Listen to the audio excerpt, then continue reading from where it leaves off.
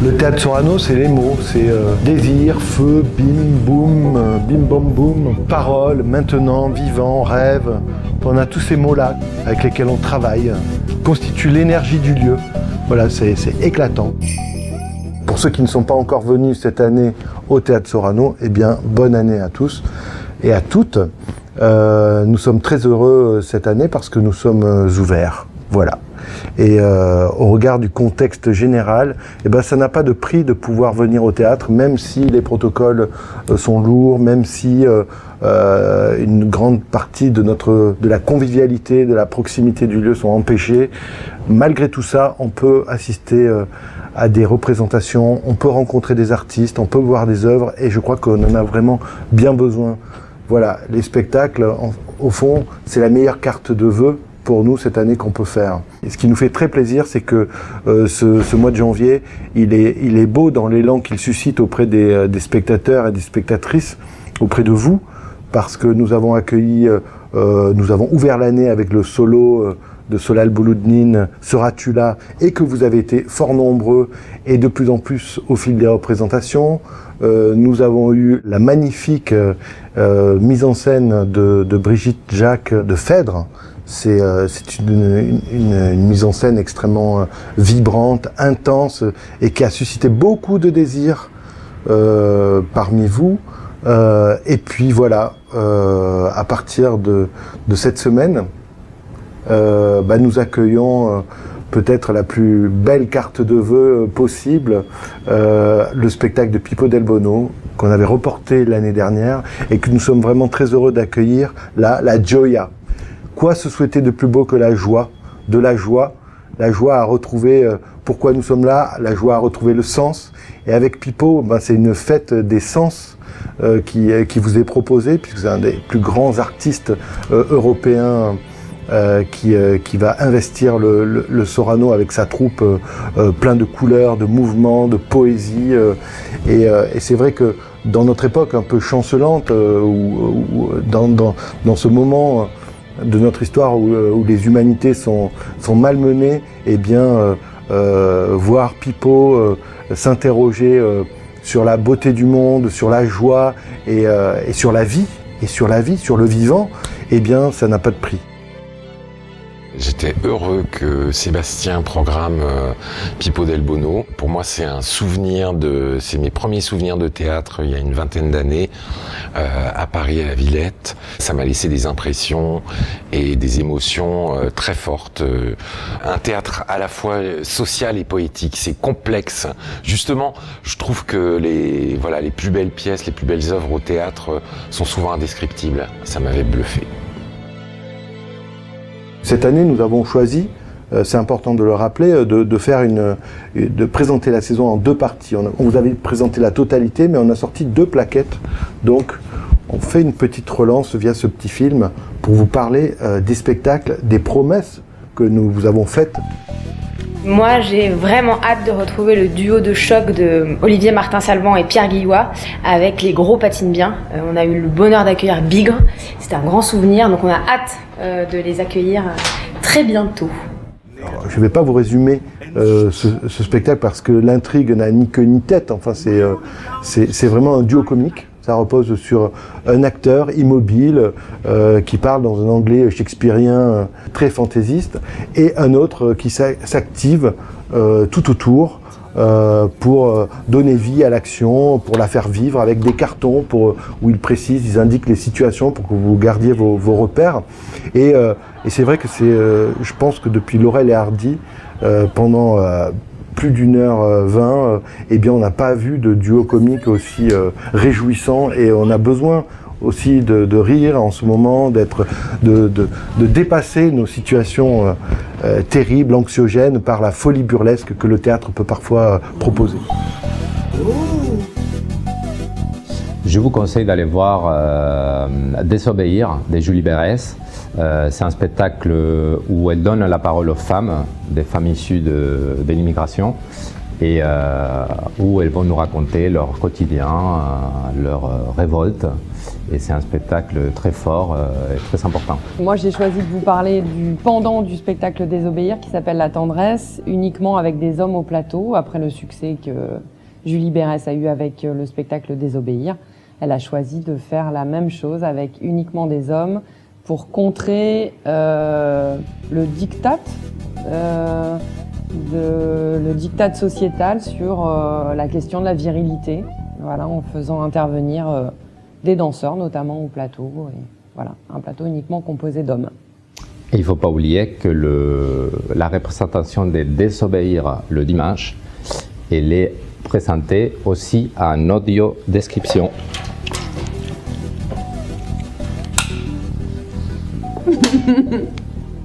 Les questions que pose Julie Berès dans ces deux spectacles, qui fonctionnent véritablement en diptyque, c'est la construction de soi. Comment on se construit en tant que femme dans un système oppressif, patriarcal, familial, comment on se construit en tant qu'homme par rapport aux attendus de la masculinité, de la virilité. Et du coup, c'est le dialogue de ce diptyque qu'on va pouvoir vivre. Alors, on présente les spectacles en alternance, Désobéir au théâtre Sorano, La Tendresse au théâtre de la Cité, et surtout ce qui est magnifique, c'est qu'on peut voir les deux en intégrale le week-end, enfin, et les enchaîner. Donc voilà, c'est proposer tout le travail qu'une artiste, Julie Berès, mène sur le terrain, avec des auteurs, avec des acteurs, avec des danseurs. Théâtre documentaire, mais qui est bien plus que cela, et c'est ça qu'on vous propose de vivre début février. Moi, j'ai hâte de voir À l'abordage. C'est une pièce de Clément Poiret et c'est une réécriture du Triomphe de l'amour de Marivaux. Et c'est donc une pièce qui parle d'amour, de désir et aussi du clash des générations. Et je crois que l'amour, c'est un sujet qui nous parle à tous. À l'abordage, alors ça aurait pu s'appeler le triomphe de l'amour, hein, comme chez Marivaux, mais ça s'appelle À l'abordage. Et pourquoi ça s'appelle À l'abordage? Parce que c'est une réécriture contemporaine d'une grande pièce de Marivaux, une des plus grandes, hein, le triomphe de l'amour, par la romancière Emmanuelle Bayamaktam, sur la commande que lui a faite le metteur en scène Clément Poiret. Voilà, Clément Poiret, c'est le directeur du Théâtre de la Tempête, un théâtre magnifique, très populaire, à la Cartoucherie, à côté de chez Ariane Nouchkine, comme ça, à Paris. Et c'est vrai que Clément invite comme ça des spectacles et développe son travail de création, beaucoup autour d'une relecture des œuvres classiques. Alors, ça parle de quoi? À l'abordage, enfin, à l'abordage aussi, voilà, enfin, on essaie d'avoir des spectacles qui donnent de l'énergie à l'abordage, la joie. C'est vrai que les gros patinent bien. On essaie de venir vous chercher avec des titres. La poésie des titres de spectacle, c'est quelque chose qui compte dans une brochure de saison et dans un programme. Parce qu'après, c'est traduit visuellement par notre graphiste, Bonnefritte. Donc, à l'abordage, c'est la trame de la pièce de Marivaux. Hein. On est face à une petite communauté autarcique comme ça, qui a décidé de vivre loin des passions, des désirs, de l'amour. Et deux jeunes femmes, pour séduire un jeune homme qui a été entraîné comme ça par les gourous de cette secte anti-amour, enfin, qui appelle à une abstinence totale. Deux jeunes femmes se déguisent en hommes et sous prétexte de prendre des leçons d'abstinence vont mettre le feu à cette communauté. Alors le spectacle est une grande fête théâtrale. L'abstinence, la privation, et puis d'un côté et puis de l'autre, l'amour libre, la fête des sens, enfin, ça raconte quelque chose dont notre époque a besoin. Enfin, ça parle du théâtre aujourd'hui, il y a des acteurs magnifiques, une très belle scénographie, et c'est vraiment un geste de théâtre populaire que je vous engage à venir découvrir. Venez à l'abordage de ce triomphe de l'amour par une troupe éblouissante, enfin de jeux. Chez Marivaux, c'est toujours un laboratoire de l'amour. L'amour existe, on a besoin de le réaffirmer joyeusement. Il y a du jeu, il y a des acteurs, de la jeunesse, mais il y a toujours de la jeunesse. Nous sommes maintenant une scène conventionnée pour la jeune création, l'accompagnement, et c'est important aussi de rester jeune. Et je crois que aller au théâtre, ça rend jeune, en fait, je crois ça. On a la chance cette saison, avec le jeu des reports et de la programmation, d'avoir une intensité de programmation. Et le mois de mars, si on devait le définir, sera un mois où les créations régionales sont vraiment à l'honneur. Et où la place des femmes aussi sur la scène est extrêmement importante et manifeste presque. Moi, mon spectacle coup de cœur pour cette deuxième partie de saison, c'est la création Medem Jason de la compagnie Vorace, Céline Cohen et Régis Goudot. C'est une création qui va regrouper tous les ingrédients d'une très bonne série télé, avec de l'amour passionnel, des trahisons, des crimes, des questions de pouvoir et de sorcellerie. Au plateau, on va retrouver un super quatuor de comédiens. Céline Cohen et Régis seront au plateau, mais également Louise Guillaume-Berthe et Johan Vipastour qui seront le jeune couple Médée et Jason. Comme toujours dans les créations de Vorace, il y aura de la musique en live sur le plateau et on a hâte de les accueillir. Alors on connaît Médée, cette femme qui marche vers elle-même, vers sa liberté, seule, comme ça, qui détruit ce qu'elle a de plus précieux. Jason, ce héros gonflé d'une ambition pour le pouvoir, qui renie ses serments au nom de cette ambition-là. Donc c'est la rencontre de ces deux-là, de ces Bonnie and Clyde de l'Antiquité. Enfin, il y a une mise en abîme comme ça, ces deux jeunes acteurs qui travaillent des scènes de la pièce. Enfin, il y a une réflexion sur le cœur, sur la narration. Il y a beaucoup de questionnements, comment, au fond, le mythe nous rejoint aujourd'hui, comment il parle de nous. Et il faut dire que ce spectacle s'inscrit dans un travail beaucoup plus ample de la compagnie Vorace sur les trans mythologiques, puisqu'on a eu le couple Ulysse et Pénélope, là on a Médée Jason, et je pense que prochainement nous aurons Orphée et Eurydice. Donc il y a une vaste exploration poétique de ces mythologies qui nous constituent. Une exploration et on a hâte de voir comment tout ça s'invente au plateau et s'écrit dans cette création Medem Jason. Bon, moi mon spectacle coup de cœur, c'est Antigone. En plus, ça se passe au Théâtre Garonne. Et ce sera d'après Henri Beauchot et Georges Steiner. Du 8 au 12 mars. À bientôt. Ciao. Alors Antigone, au pluriel, c'est le spectacle de Nathalie Noz. Là aussi, c'est pas l'Antigone de Sophocle, c'est pas les Antigones qu'on connaît, c'est l'Antigone de Beauchot, mixée avec les Antigones de Georges Steiner, qui est traversée ici, réinventée par Nathalie Noz et la poésie de ces actrices, puisqu'il n'y a que des actrices au plateau. C'est une forme de résistance à toutes les oppressions, un salut poétique à tous les combats nécessaires et qu'il faut mener aujourd'hui.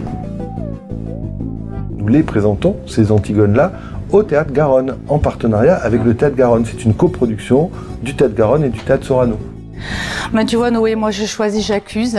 Pourquoi ? Parce qu'il y a 5 filles qui prennent la parole comme d'autres prennent les armes. Ouais, J'accuse, ça c'est une création sur laquelle je travaille depuis plus de 3 ans.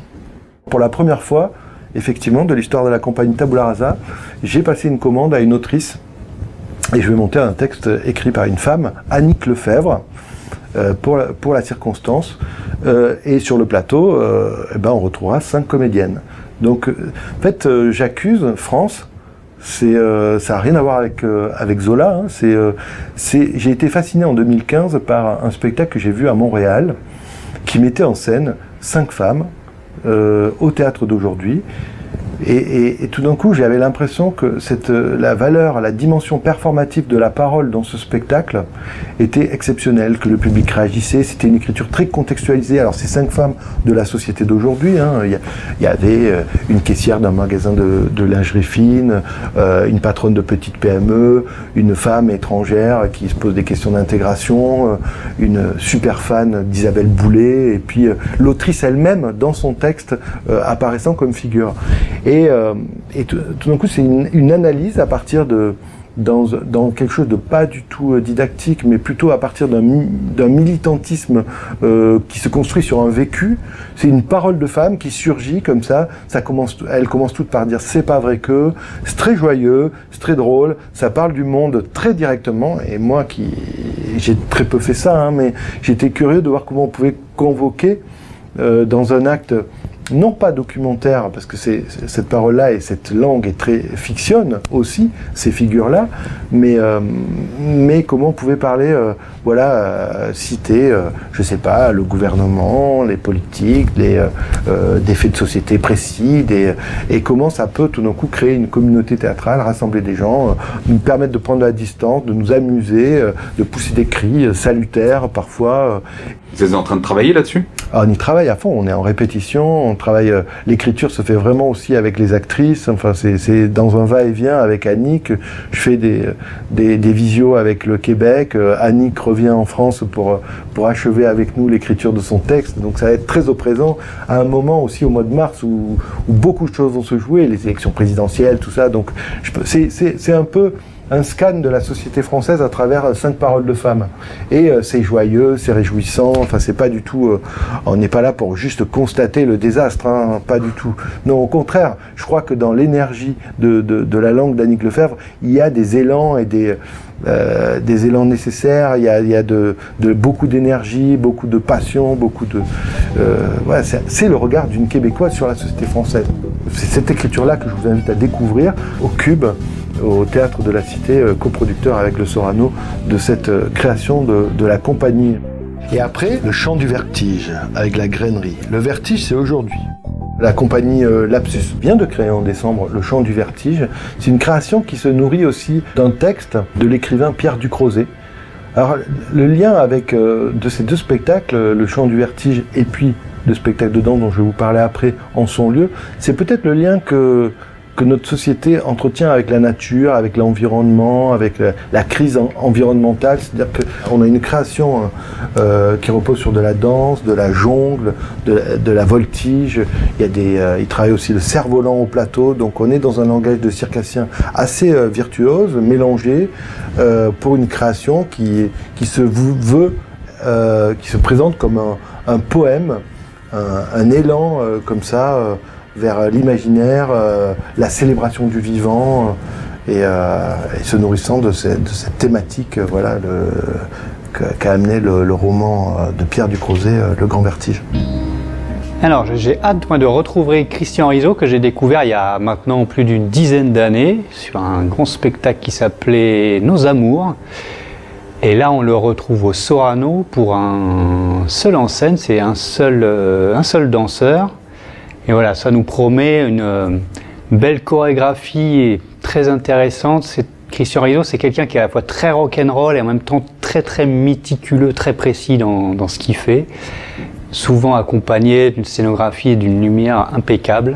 Donc curieux, en tout cas, de voir ce qu'il nous réserve cette fois-ci. Si le propos de la compagnie Lapsus avec le chant du vertige, c'est de réinventer finalement un rapport poétique et sensible au vivant à travers les techniques et les arts circassiens, on pourrait dire que cette réinvention du lien au vivant, c'est aussi le propos de Christian Rizzo et de Nicolas Fayolle dans ce solo de danse que nous allons proposer en son lieu. C'est toujours compliqué d'accueillir de la danse au Théâtre Sorano parce qu'on n'a pas un plateau pour la danse, mais là, quand Nicolas Fayolle, qui est un danseur qui vient du hip-hop, m'a parlé de ce projet, parce que c'est par Nicolas que j'en ai eu connaissance, j'étais tout de suite séduit, parce qu'avec Christian Rizzo, ils sont partis tous les deux dans la montagne, alors c'est pour essayer de faire danser le hip-hopper sur des sols accidentés, comme ça en pleine nature, de déplacer la danse urbaine dans un autre environnement, et de voir comment cette danse peut se nourrir de l'extérieur, de la nature, des sons, des bruits, des matières, de ces contacts avec un autre environnement. Et après, comment on peut réinventer ce lien-là, cette rencontre-là avec de la danse urbaine avec la nature dans la boîte noire. Ils sont en réglage lumière. On n'a pas parlé de l'escape game. Non, j'ai oublié de parler de l'escape game. On a eu envie de faire vivre le théâtre autrement aux spectateurs. Donc on a imaginé avec Team Break, une start-up parisienne spécialiste du escape game. Ils ont fait notamment celui du PSG ou de l'Opéra de Paris. Ils sont venus et on a imaginé une intrigue et un jeu qui traverse l'histoire du théâtre. Donc il faut aider les acteurs à retrouver leur texte à travers un jeu d'énigmes. Et si vous n'y parvenez pas, eh bien vous serez enfermé dans le théâtre pour l'éternité. Les gens ont beaucoup aimé, alors certains ont gagné, d'autres sont encore là. Donc on le reprend, voilà, pour une semaine exceptionnelle au mois de mars. Et après, ça continue. Il y a d'autres spectacles, la saison continue, c'est le à suivre jusqu'au mois de juin. Parce que cette année, il y a beaucoup de spectacles. Ça va jusqu'au Banquet Capital, à ne pas manquer.